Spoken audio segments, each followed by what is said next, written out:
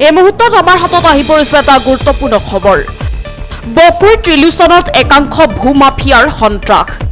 প্ৰতিনিশা অবৈধভাৱে চলোৱা খননত অতিষ্ঠ স্থানীয় ৰাইজ। নিশা ত্ৰিলোচন উজানপাৰাৰ স্থানীয় ৰাইজে জব্দ কৰিলে অবৈধ মাটি খননত ব্যৱহৃত এখন ফকলেণ্ড। মাটি খননত জড়িত ভূমাফিয়া নুৰ ইছলামৰ স্থানীয় ৰাইজক ভাবুকি। অশ্ৰব্য ভাষাৰে কৰিলে গালিগালাজ।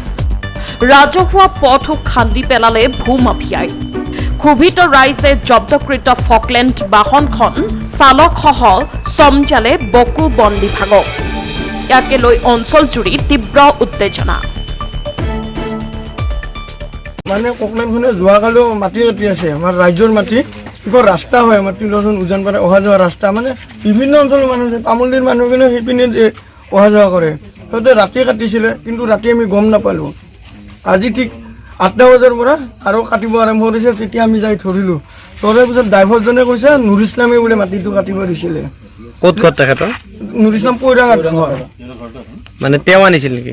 নুৰ ইছলামে আনিছে, ড্ৰাইভাৰজনে কৈছে নুৰ ইছলামে আনিছে বোলে।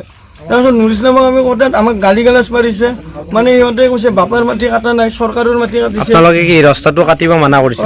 ৰাস্তাটো কাটিব আমি মানা কৰিছিলোঁ। তেতিয়া মানা কৰোঁতে আপোনালোক কি বেয়াকৈ গালি মাৰিছে। সি কৈছে বাপেৰ সম্পত্তি নেকি আমি কাটিমে, চৰকাৰৰ সম্পত্তিহে কাটি আছোঁ, চৰকাৰে কৰিব আমাক যি কৰে।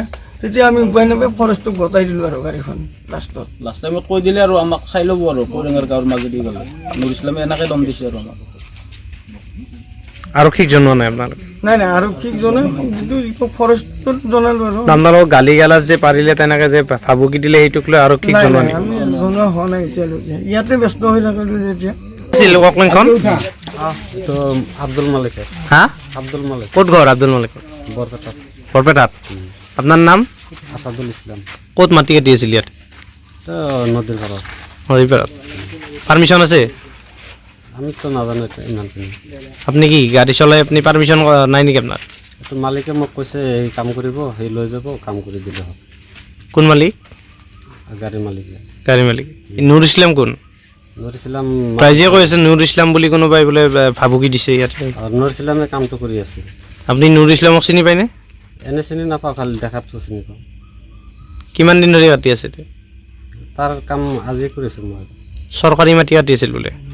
মই পিছতহে গম পালোঁ চৰকাৰী মাটি বুলি এইটো। গম পোৱাৰ পাছত বন্ধ কৰিছিল নে? বন্ধ কৰি দিছোঁ। বন্ধ কৰা নাই, আমি ৰাইজেতো আপোনাক বন্ধ কৰা নাই বুলি কৈছে, আপুনি বোলে কাটি আছিল মাটি। নাই, ৰাজ্যত যোৱাৰ মই বন্ধ কৰি দিছোঁ। পিছত ৰাইজ যাই কিনে মোক ইয়াতে গাড়ীটো লৈ আহিছে। তাৰপৰা কিয় কাটিলে আপুনি চৰকাৰী মাটি? মইতো নাজানো। আপুনি নজনাকৈ কিয় কাটিলে নদী মাটি? মোক আৰু কাটাৰ কাৰণে দিছে, সেইকাৰণে হা মোক কাটাৰ দিছে, সেইকাৰণে মই কাটি দিলোঁ। আপুনি চৰকাৰী মাটি কিয় কাটিলে? মোক তো আগত জনোৱা নাই চৰকাৰী মাটি বুলি। আপুনি কোনো আপোনাৰতো কাগজ নাই, পাৰ্মিশ্যনটো নাই আপোনাৰ মাটি কাটাত? নাই। তে কি ভাবিছে আপুনি? ছাৰ মই কি ভাবিম? ৰাইজক আপুনিও গালি পাৰিছে নেকি? নাই, একো কোৱা নাই। এতিয়া ফৰেষ্টক দিলে গাড়ীখন, এতিয়া মালিকক যোগাযোগ কৰিছে নাই আপুনি? যোগাযোগ কৰিছিলোঁ, আহিব দিছিলোঁ, সেই বুলি কৈ আছে আহিম দিছোঁ মানে। আৰু নুৰ ইছলাম?